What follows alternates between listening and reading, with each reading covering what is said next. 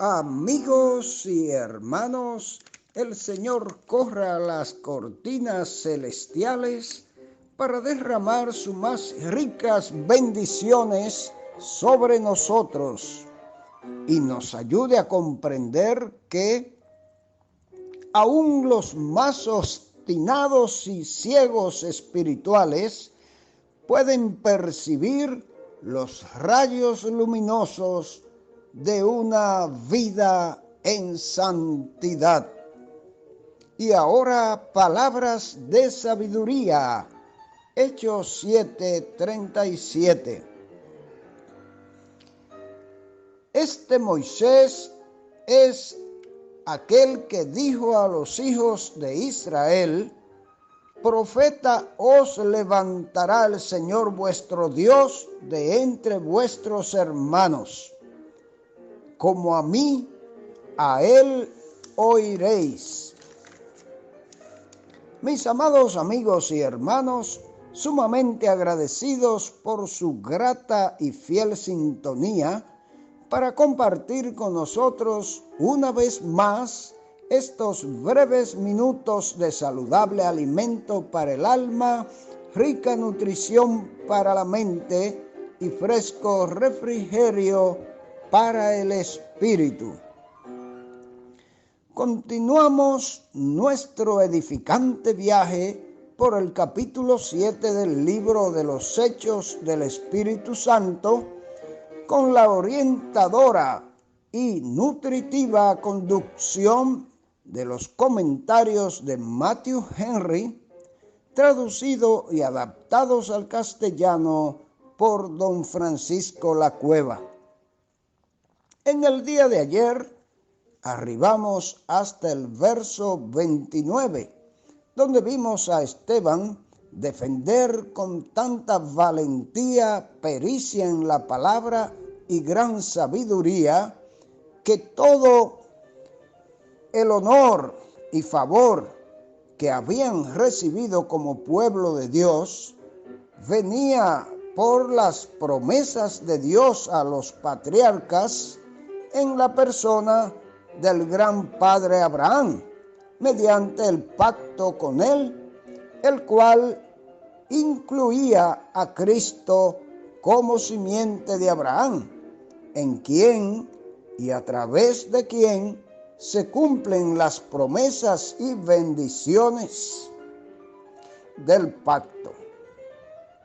Naturalmente, o como sabemos, por su rechazo, estas promesas y bendiciones han pasado a nosotros, los que constituimos hoy la Iglesia de Cristo. Gálatas 3:13 al 18.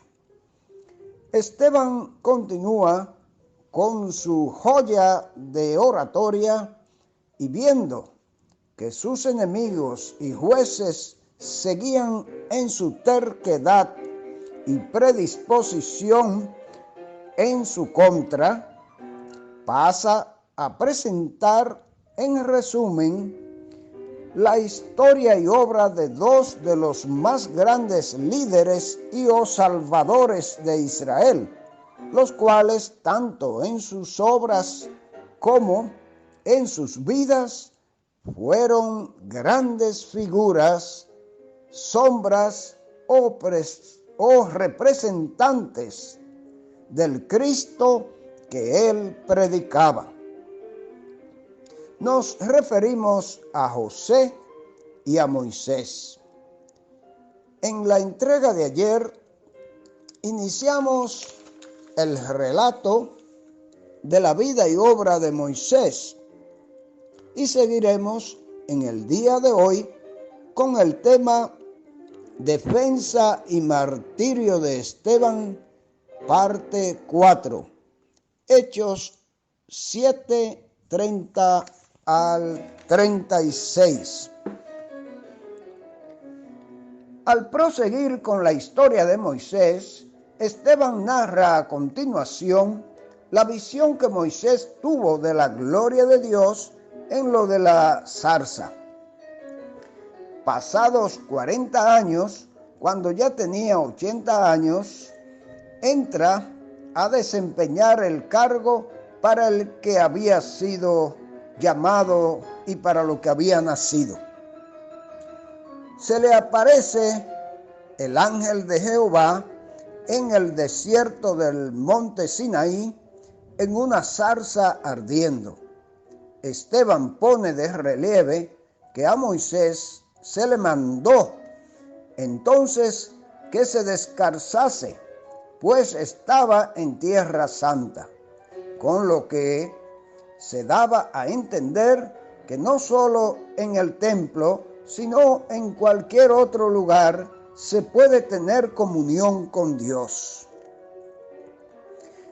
Se engañan quienes piensan que la presencia de Dios está confinada a ciertos lugares, pues Él puede llevar a su pueblo a un desierto y hablarles allí al corazón.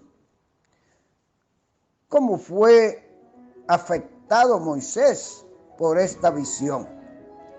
Se asombró de la visión, sintió curiosidad de observar qué era aquello, pero cuanto más se acercaba, más asombrado se quedaba. Temblando, no se atrevía a mirar, pues pronto se percató de que era el ángel de Jehová.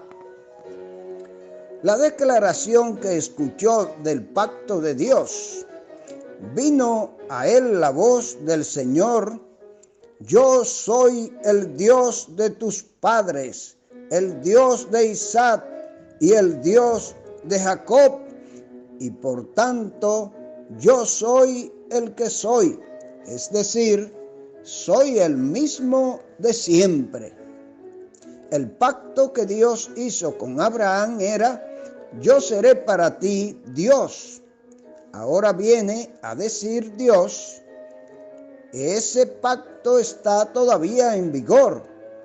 Yo sigo siendo el Dios de Abraham. Todos los favores y todos los honores que otorgó Dios a Israel estaban fundados en este pacto con Abraham. Con esto precisamente probó Jesús que había un estado futuro. Dios es Dios de vivos, no de muertos. Luego Abraham está vivo con Dios. El Dios de Abraham es el Dios de Israel, pues los israelitas son amados por causa de los padres. Lo que Esteban, como todos los discípulos de Cristo, predicaba era la promesa que hizo Dios a nuestros padres. Y se atreverán los jueces de Esteban, bajo pretexto de defender el templo y la ley, a oponerse al pacto que Dios hizo con Abraham, mucho antes de que se diese la ley, muchísimo antes de que se construyese el templo. Dios quiere que nuestra salvación esté basada en la promesa, no en la ley. Así que los judíos que perseguían a los cristianos bajo pretexto de que los cristianos blasfemaban de la ley, estaban blasfemando ellos mismos de la promesa.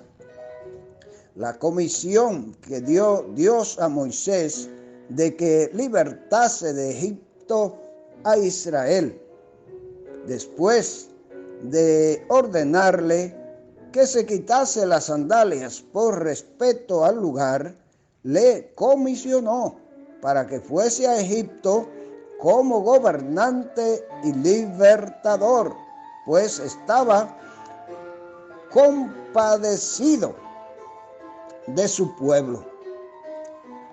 He visto la aflicción de mi pueblo que está en Egipto, y he oído su gemido y he descendido para libertarlos.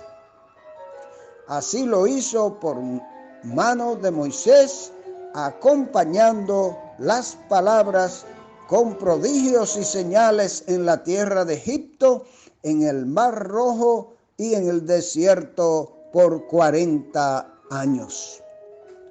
Esteban pone de relieve que precisamente a este Moisés, a quien habían rechazado, a este lo envió Dios como gobernante y libertador. El paralelo con Jesús en la intención de Esteban estaba claro, como puede verse con la semejanza con el capítulo 5:30 y verso 31. El Dios de nuestros padres levantó a Jesús, a quien vosotros matasteis colgándole en un madero. A este Dios ha exaltado con su diestra por jefe y salvador. Esteban está pues muy lejos de blasfemar de Moisés, pues le admira como a glorioso instrumento en las manos de Dios, aunque en esto estaba muy por debajo de Jesús, como lo muestran los vocablos que a Jesús se aplican en el capítulo 5, verso 31. Arquejón, kai, sotera, del griego, queriendo decir superiores a lo que Esteban aplica a Moisés. La profecía que Moisés profirió cerca de Cristo y de su gracia, Moisés habló de él. Este es el Moisés que dijo a los hijos de Israel: el Señor vuestro Dios os suscitará un profeta como yo de entre vosotros o dentro de vuestros hermanos, a él oiréis. Así que entre los más grandes honores que Dios le había otorgado, se menciona aquí el que había profetizado la venida de Cristo. Al afirmar pues que Jesús había de cambiar ciertas costumbres y preceptos de la ley mediante una ley superior, lejos de blasfemar de Moisés, Esteban le tributaba el mayor honor imaginable. Jesús les había dicho: si creyereis a Moisés, me creeríais a mí, porque de mí escribió él. El que dijo de Jesús, oídle, suponía que Jesús tenía autoridad divina para lo que había de decir y hacer. Esto está sumamente claro, mis amados oyentes. Pero el entendimiento de este concilio, de estos jueces, igualmente de toda la población que estaba alrededor, estaba totalmente entenebrecido por la ceguera espiritual que tenían, de modo que no valía las claras explicaciones y tan escriturales como la que usó Esteban en su defensa. Ojalá, mis amados, que abramos nuestro entendimiento y estemos alerta a la voz de Dios, a su palabra, que es la que ilumina la mente y da claridad.